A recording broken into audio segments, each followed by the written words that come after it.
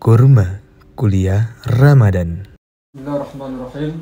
Assalamualaikum warahmatullahi wabarakatuh. Innal hamdalillah nahmaduhu wa nasta'inuhu wa nastaghfiruhu wa na'udzu billahi min shururi anfusina wa min sayyiati a'malina. May yahdihillahu fala mudilla lahu wa may yudlilhu falan tajida lahu waliyyan mursyida. Nashhadu an la ilaha illallah wahdahu la syarika lah wa nashhadu anna Muhammadan abduhu wa rasuluhu la nabiyya ba'dah. Bersyukur kita kepada Allah Subhanahu wa taala yang berkat rahmatnya, hidayahnya, inayahnya kita masih diberi kesempatan oleh Allah Subhanahu wa taala untuk bertemu dengan bulan Ramadan, bulan yang mulia ini. Betapa banyak di tahun-tahun yang dulu saudara kita, sanak kita, famili kita yang masih dulu bersama kita bersengkrama di Ramadan, tetapi di tahun ini mereka sudah tak lagi ada bersama kita, dipanggil oleh Allah Subhanahu wa taala. Dan betapa banyak dahulu sanak kita, saudara kita, kawan kita yang masih bersahaja, yang masih kuat tubuhnya, namun di Ramadan kali ini mereka terbaring lemah di atas dipan-dipan mereka. Oleh karena itu sepantasnya, sewajarnya, wajib bagi kita untuk mensyukuri nikmat yang besar ini. Tak lupa pula kita kirimkan salam terhadap Nabi besar kita, qudwatuna, landasan kita, masdar kita, Habibuna Muhammad sallallahu alaihi wasallam, yang berkat beliaulah yang mengeluarkan umat Islam dari zaman kejahiliaan sampai di zaman yang terang benderang ini. Kaum muslimin, kaum muslimat rahimani wa rahimakumullah. Ramadan adalah bulan yang mulia. Oleh karena itu Allah sampai menurunkan ayat yang khusus untuk Ramadan. Maka kata Allah Subhanahu wa taala, ya ayyuhalladzina amanu kutiba alaikumusiyam kama kutiba alal ladzina min qablikum la'allakum tattaqun. Diwajibkan atas kita berpuasa. Lalu apa ujung ayat ini? Apa maksudnya? Apa maknanya? Kenapa kita diwajibkan berpuasa? La'allakum tattaqun, agar kita menjadi hamba Allah yang bertakwa. Maka timbullah pertanyaan, sebenarnya apa faidah puasa ini? Apa manfaatnya? Maka puasa mengajarkan kepada kita bagaimana sederhananya kerangka tauhid dalam Islam. Bagaimana Islam dibangun dengan kerangka yang sederhana namun kokoh. Maka para ulama mengatakan al-Islamu dinun basitun fi aqidati. Islam ini adalah agama yang dia sederhana dalam akidahnya. Oleh karena itu kita sebagai umat Islam harus diwajibkan berpuasa agar kita mampu menunaikan salah satu prinsip kokoh dari akidah Islam, yaitu berpuasa. Kaum muslimin, kaum muslimat rahimani wa rahimakumullah.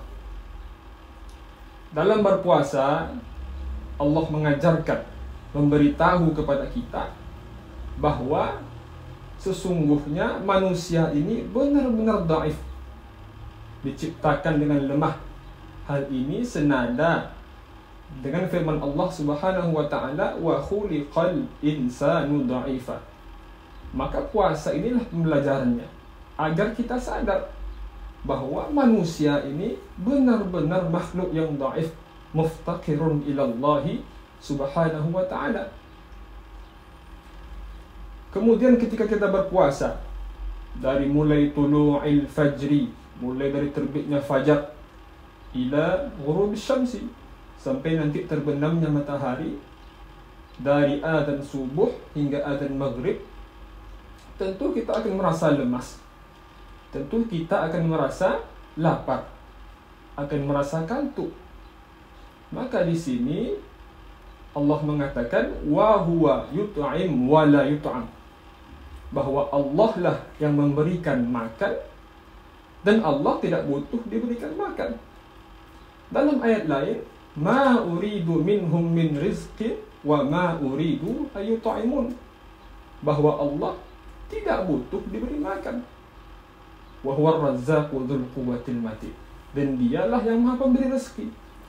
Maka dari ayat ini kita dapat mengambil manfaat, mengambil kesimpulan bahwa kita sebagai manusia yang sangat lemah, tidaklah pantas bagi kita untuk mengaku sebagai Tuhan. Dan juga tak pantas bagi kita untuk mengambil makhluk lain sebagai Tuhan yang disembah selain Allah Subhanahu wa taala. Maka inilah kerangka tauhid yang sangat sederhana. Bagaimana kita menyembah Allah Subhanahu wa taala karena Allah adalah zat yang tidak butuh diberi makan, yang tidak akan pernah merasa lemas, yang tak akan pernah merasa kantuk, dan tidak akan pernah merasa lapar. Kaum muslimin, kaum muslimat rahimani wa rahimakumullah, di akhir surah Al-Kahfi, ketika Allah sebelumnya menjabarkan bagaimana kejadian-kejadian yang layak dijadikan sebagai renungan dalam kehidupan kita, maka Allah tutup surah yang mulia ini dengan firman-Nya, "Faman kana yarju liqa'a rabbih falyamal 'amalan shalihan wa la yusyrik bi'ibadati rabbih ahada."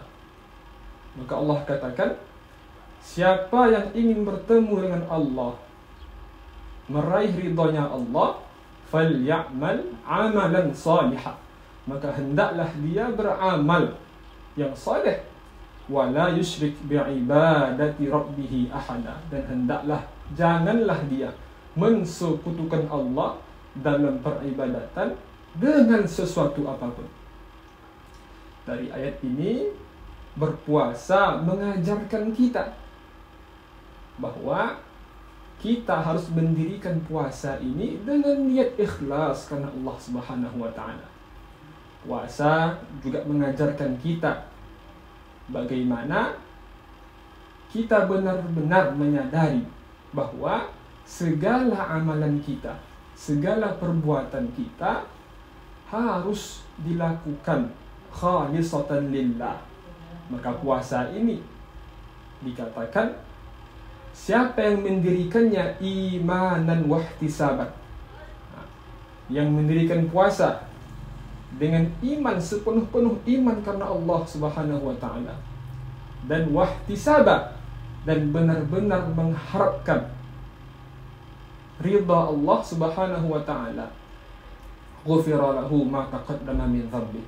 Maka agar kita dekat kepada Allah dan agar kita dipertemukan dengan Allah Subhanahu wa taala di hari akhirat, maka falyamal 'amalan shalihan, beramal yang saleh, khalisatan lillah, benar-benar ikhlas untuk Allah Subhanahu wa taala. Kaum muslimin, kaum muslimat rahimani wa rahimakumullah, oleh karena itu di antara ribuan hadis yang ditulis oleh Al-Imam Al-Bukhari dalam kitabnya, dalam sahihnya, di antara 1 juta hadis yang beliau hafal, maka dibukalah kitab yang mulia itu dengan perkataan sallallahu alaihi wasallam, innamal a'malu binniyat. Maka ini menunjukkan bagaimana pentingnya niat ini. Oleh karena itu, saya mengajak kita semua untuk benar-benar merenungkan ayat-ayat tadi, bahwa Allah lah pencipta kita, Allah lah dzul quwwatil matin, yang sangat kuat, yang sangat perkasa dan sangat dikdaya, sehingga tak pantas bagi kita untuk mengaku sebagai Tuhan, apalagi mengambil makhluk yang lain sebagai sesembahan selain Allah Subhanahu wa taala. Dan juga kita merenungkan ayat bahwa pentingnya kita untuk beramal saleh, agar dapat bertemu dengan Allah Subhanahu wa taala di hari akhirat kelak. Salah satunya dengan berpuasa. Marilah kita jadikan momentum yang mahal ini, momentum yang sangat luar biasa ini, ajang untuk menimbulkan karakter ketakwaan kita kepada Allah Subhanahu wa taala, agar nanti menjadi wasilah bagi kita untuk bisa bertemu dengan Allah Subhanahu wa taala. Faman kana yarju liqa'a rabbih. Siapa yang ingin bertemu Allah nantinya, maka beramallah yang saleh. Puasa ini adalah salah satunya. Mungkin hanya ini dapat saya sampaikan. Lebih dan kurang saya mohon maaf. Wassalamualaikum warahmatullahi wabarakatuh. Halo teman-teman, Cici dan puan-puan, mari berinfak di Takaful KSNR.